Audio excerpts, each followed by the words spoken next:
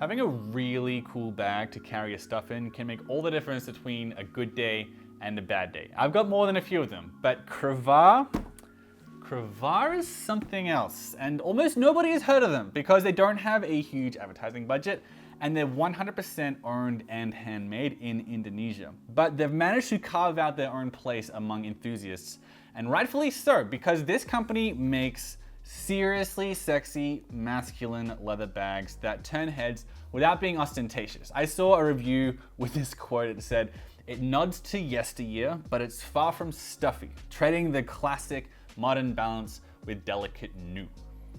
Figuring out what new means aside, Cravar is top of the line. This is vegetable tanned leather with no breakable parts and a lifetime guarantee. And it comes at a pretty affordable price. Because it's from Indonesia, it was founded by photographer Yogi Baskara. He studied politics in Bandung, which is where a lot of my Indonesian boots are made. There's like a really big, interesting heritage craftsmanship going on in Indonesia. Then after he was studying it there, he went to the Netherlands to study finance. And then he went backpacking around when he encountered a family-owned stationery shop that made leather-bound albums and tote bags and stuff in Italy. And he was inspired to one day launch his own bag company, which he did in 2013 with a successful Kickstarter that led to the birth of their Alpha briefcase, which is more of a classic briefcase than this FC here. It doesn't have like these neat pockets you get in the front of this bag here, which is far and away the most popular bag, by the way. This is the FC15, and the FC line accounts for 40% of Cravar's sales. It's a really versatile kind of half messenger bag, half satchel, half briefcase, half postman bag. So we're gonna check out the leather and the construction and the features and the price so that you can agree that this is a really, really cool bag, because I know for a fact that you will.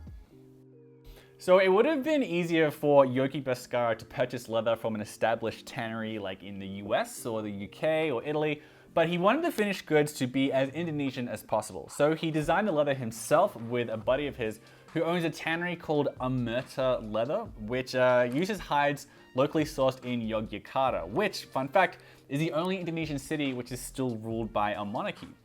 Now, Yogi didn't want any old leather or any old vegetable tanned leather, which is the way leather was made thousands and thousands of years ago, right? Until we invented chrome tanning in the 19th century. And now over 90% of all leather in the entire world is chrome tanned. Chrome tanning is much faster, but it doesn't make as nice a leather. At least that's what a lot of people feel. This isn't a video comparing chrome and veg tanning. I won't get too into all that. But guys who want quality leather that's like made low and slow, like the old-fashioned way, they get vegetable tanned leather. Cravar's leather is vegetable tan, and it's pit tanned leather. So the way he tans the leather is he has a set of pits, and the leather would go from one pit to the next, going from lower to higher concentration of the barks and tannins and extracts that tan the leather. Chrome tanning takes a day. This takes about 2.5 months to make. It's a really old-fashioned way of making leather that was inspired by ancient tanneries in the UK and Sweden.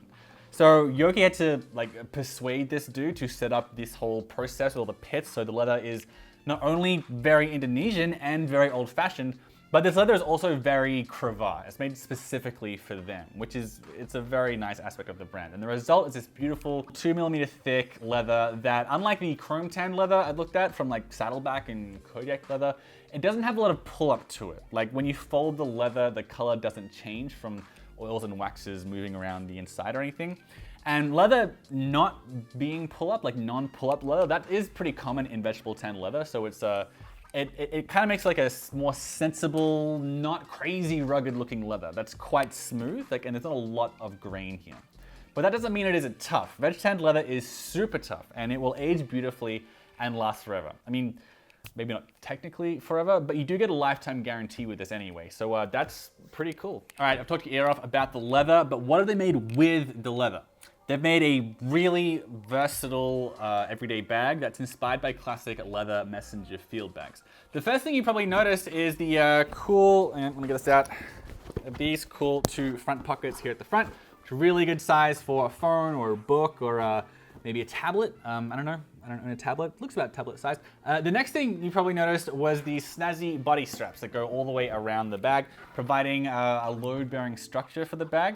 And they're secured with these really very easy to use studs here at the front that are really easy to open, but but they stay closed. And if you're stressing about like them accidentally opening, which they don't do, but if you are worrying, you can secure them under this strap here at the front. So I really like that. It's a lot easier than buckles to get open and closed. Of course, the load-bearing straps are each one piece of leather, not scraps glued together like you'll often see on cheap bags. And speaking of which, this whole bag is like one piece of leather wherever possible. Cheap bags, like again, like Kodiak, they'll have like ugly stitching down the middle of them. Cravar, the flap here, it's all one piece of leather. The back, it's all one piece of leather. These are straps you can hook onto your carry-on luggage. Also, before I get off the whole one piece of leather thing here, take a closer look at these front pockets, right? It looks like two pieces of leather like sewn to the front of this single panel. But actually, this is made, both pockets are made with one piece of leather that snakes up and down like that, right? So that's really, really, really cool, and I've never seen that before myself. And like having more single pieces of leather, it's not only more aesthetically pleasing, but it also means that there are fewer seams and like fewer stitches and fewer places for the bag to break over time. Also on the back, like underneath that luggage strap, you've got a nice external sleeve here, so for quick access items and stuff like that. And note the rivets everywhere as well. Really good bags have rivets at the stress points for maximum durability. And you get them here, you get them on the handle here, you get them between the pockets, you get them on the strap. And the strap also has this really nice segmented padding on the shoulder pad, so it easily curves to the anatomical shape of the shoulder. Note also that there are no zippers, no buttons, like nothing breakable on this bag. And it's really worth noting that like because of that, this is a very quiet bag. Something like Saddleback, it's like the noisiest and jangliest bag in the entire world. Nowhere in the FC does metal touch metal. The shoulder straps are attached with a belt instead of like a carabiner or something. It makes it a little more cumbersome to get on and off, like to get the strap on and off the bag. But a lot of guys consider that to be like a minor issue because they're so tired of noisy, jangly bags. The inside, meanwhile, there's not a lot going on here on the inside. There's like a little small pocket in the front here. Otherwise, it's like one large compartment. No laptop sleeve. And the whole thing is lined with this really sexy burgundy fabric. It's like about as stylish as you can get without venturing into like over-the-top territory. One potentially controversial thing about this bag is that this lining is not canvas. It's called Sunbrella, which is acrylic fiber, like a synthetic material. You may be saying, well, look, if I'm gonna be getting a nice vegetable tan leather bag, obviously I'm only gonna get it with canvas, right? Like for many, leather and canvas, it's like you can't divorce that marriage. It's like really important. For starters, Frank Clegg uses Sunbrella in their bags, and Frank Clegg is pretty broadly considered the fanciest bag that a guy can buy. And Sunbrella is lighter than canvas, so it keeps the bag light and has similar water resistance and it doesn't pill, and it's very easy to clean. And unlike polyester lining, this behaves like canvas, like it stays against its backing. You don't get like air pockets or any of that kind of stuff. So I think it's fine. I think this umbrella it's good. It's fine. I like it. The edges here on the flap here are rolled, which is like really time intensive. And when they're not rolled, like you get on the pockets here, like these aren't rolled, but they are finished with beeswax to like flatten them down and keep them from getting too fuzzy over time. And the last thing I wanted to point out here is that the edges of the main flap here are, they're like tucked in so that it totally seals the main compartment, like making it much more water resistant than a lot of other bags, especially like other messenger type bags. That's a really, really nice touch that a lot of guys like. It's like very sophisticated craftsmanship. Which brings me to the weirdness of the handle. Notice that it is not stuck on top here like this. If you're gonna carry it like a briefcase or something, it sticks out to the side. For many guys, the handle being on the back here is a downside because when you carry the bag, it dangles kind of sideways and bangs into your leg and brushes up on your knuckles and that kind of stuff. If the handle were on top, that would break the round line of the top and mess with the nice seal you get on the top flap here. Like that wouldn't be possible if the handle were on the top. The handle being on the side also just provides like a cleaner aesthetic when viewing it front on like this. But if you would rather have a handle on top, like if that's more important to you than this like snazzy seal that's going on with the FC15, or if you don't like the lack of a laptop sleeve on the FC15, both of those particular issues are remedied with the Rana bag, although this FC bag again is much more popular. As far as the price goes, $399 for this one, including shipping. The including shipping part is obviously pretty important and deserves emphasizing because there's a fear if it's coming from Indonesia, the shipping's gonna cost a bunch of money. But there's no shipping or taxes added onto that. So $319 flat. Now, if you're hearing that and thinking, well, that's inexpensive, but it's not jaw-droppingly inexpensive, I mean, okay, you are probably thinking $200 or $300 for a bag made in Indonesia.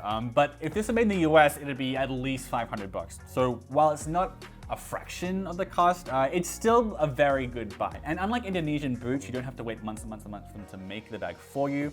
They're available now, which is great. If you want something cheaper though, by the way, you can get this exact bag in waxed twill for $255.